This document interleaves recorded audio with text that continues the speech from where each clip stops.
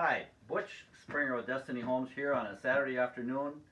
It might be just a regular day to you, but it's another day for a tip in the utility room today. So, here's what we have downstairs. It says change your water panel. So we're going to change your water panel out. Right here's your water panel. It's an April air humidifier. So, let's just pop the panel off and see what we have inside. So here's our filter. So we've gone to the store and we bought a new filter before we get to opening it up. So what we do is we pop the panel out. We're going to take the top off. So let's pop the top off.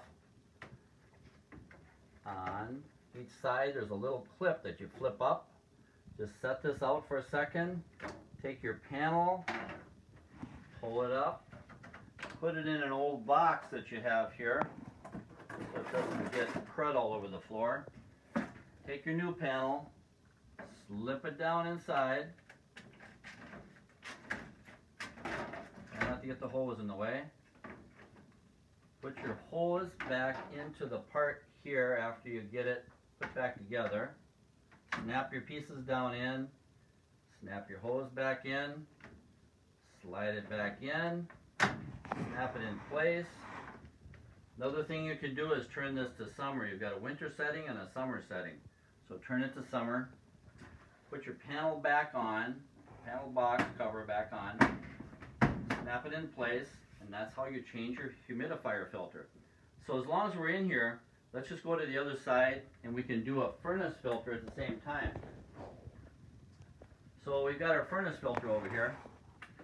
First thing I usually do is turn the furnace switch off. Right up here, especially if it's running.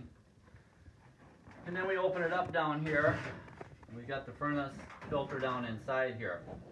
So we pop this filter out.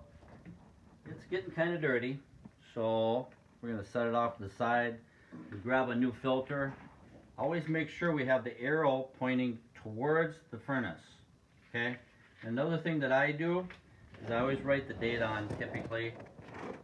On what date I switched it last, so I know when we did it last, in case somebody comes down and checks it out and wonders how bad it might be. So flip it down in, put your cover back on, put your switch back on. $300. No, just saved you $300. Anybody can do that, pretty easy. So another thing I do, water heater. Your water heater should be drained once in a while. There's a valve, sometimes there's a valve down in here, or for safety, they just put a screw in there, so you need a screwdriver. So I hooked the little hose on here already, and I'm going to run it and get the rust out of the bottom of the tank. So I just turn it on, not too bad in here, because I do mine periodically. Turn it in, and shut her back on. Or turn it back on, sorry. And that's your water heater. Another thing you can check is your water softener. Make sure you've got salt in there. This one's good. And last but not least, let's look at your sump pump on the other side over here.